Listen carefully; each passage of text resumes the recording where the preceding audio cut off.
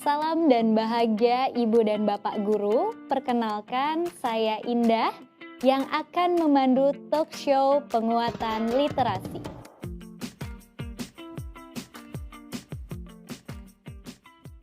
Kali ini kita akan belajar tentang menumbuhkan kebiasaan membaca dan menulis yang menyenangkan.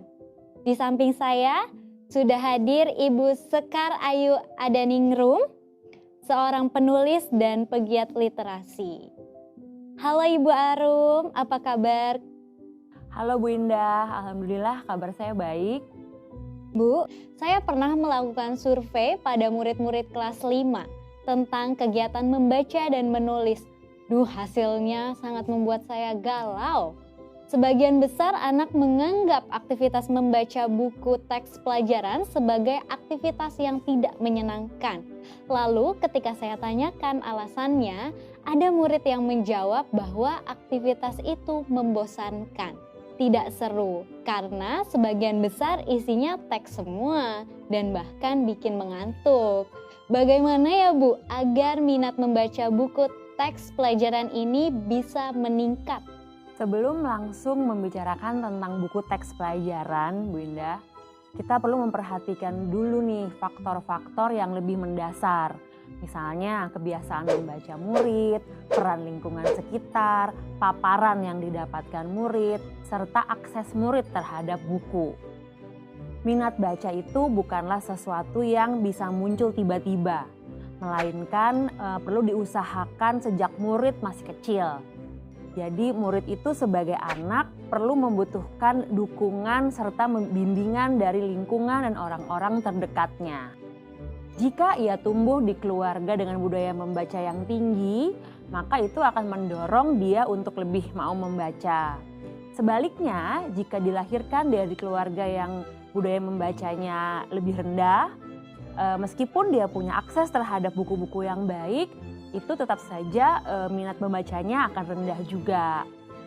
Anak perlu mendapatkan pengalaman membaca yang menyenangkan terlebih dahulu nih, sebelum kita meminta mereka membaca buku-buku yang lain, apalagi buku pelajaran. Cara apa yang kita, para guru, bisa lakukan untuk meningkatkan minat baca mereka di sekolah, Bu? Pertama, kita perlu menumbuhkan yang namanya motivasi intrinsik, Bu Indah. Jadi motivasi yang muncul dari dalam diri si murid itu sendiri.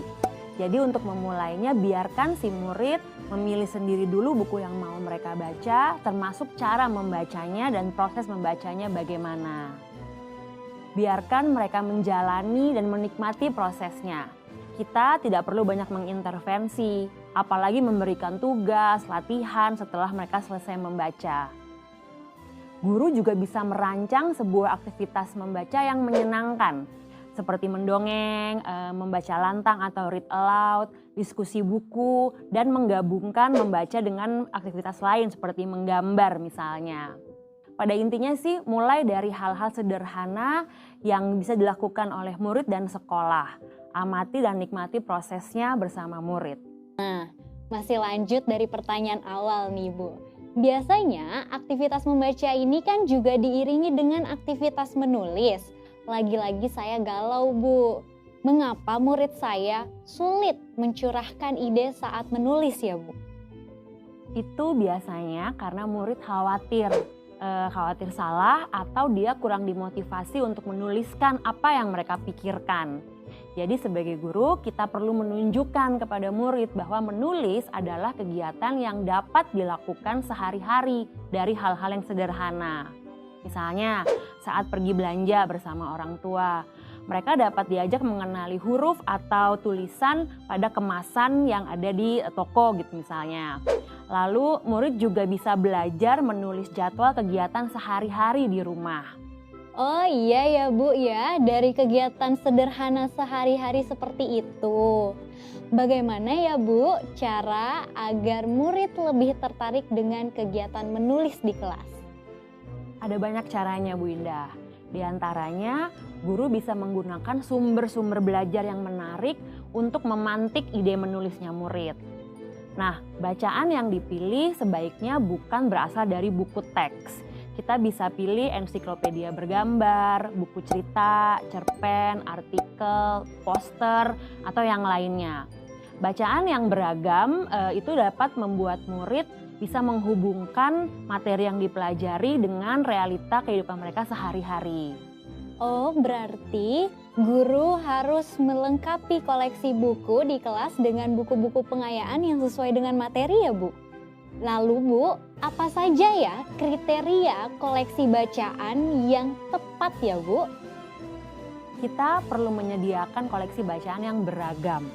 Artinya koleksi terdiri dari bacaan fiksi dan non-fiksi dengan variasi genre dan tema yang mempertimbangkan preferensi gender, usia, dan ragam minat siswa. Koleksi bacaan juga perlu memiliki bacaan dengan jumlah teks yang sesuai dengan kemampuan membaca murid. Wah, dari semua penjelasan Ibu tadi, tampak jelas bahwa minat menulis sangat berhubungan dengan minat membaca ya Bu ya? Iya, betul sekali Bu, sangat berhubungan. Minat menulis itu pasti dipengaruhi oleh minat membaca juga, karena saling melengkapi itu keduanya. Menulis biasanya terintegrasi dengan membaca, sehingga penulis yang baik biasanya adalah karena ia juga adalah seorang pembaca yang baik. Membaca telah terbukti meningkatkan kualitas tulisan murid, sementara kalau menulis meningkatkan pemahaman dan kelancaran membaca murid. Ada banyak cara untuk menggabungkan kegiatan membaca dan menulis. Saya coba berikan contoh dua ya, kegiatannya apa aja. Yang pertama, membuat kamus mini. Jadi murid bisa diminta mengumpulkan kata-kata menarik dari teks yang dibaca, lalu dicatat dalam berbentuk kamus gitu. Yang kedua, bisa juga menulis surat kepada penulis atau tokoh dalam sebuah buku atau sebuah cerita.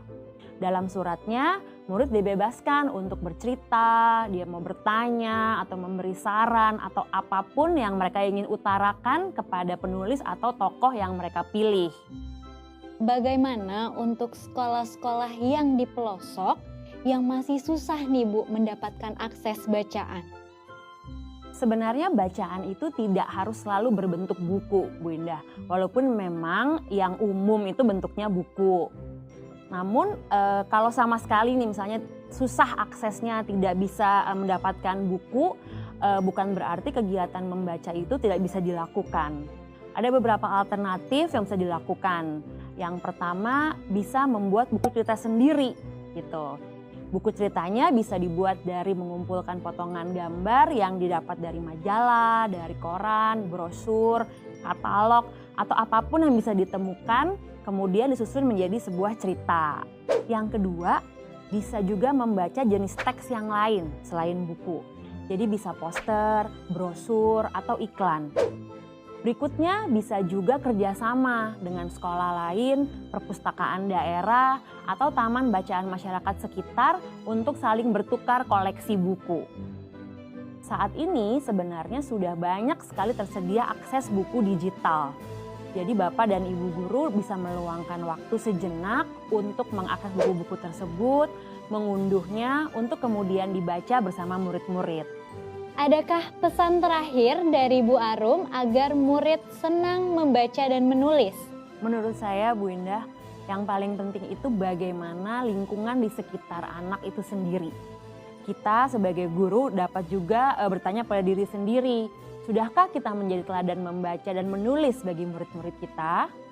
Guru yang suka membaca dan menulis dapat menularkan kegemarannya ini nih kepada murid-murid mereka dengan cara yang menarik.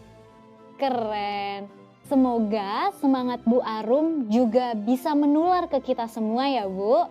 Terima kasih banyak ya Bu Arum, Ibu dan Bapak Guru. Semoga terinspirasi ya dengan talk show ini. Kira-kira strategi apa yang akan Ibu dan Bapak Guru lakukan untuk menumbuhkan kebiasaan membaca dan menulis yang menyenangkan di kelas? Selamat belajar Ibu dan Bapak Guru hebat.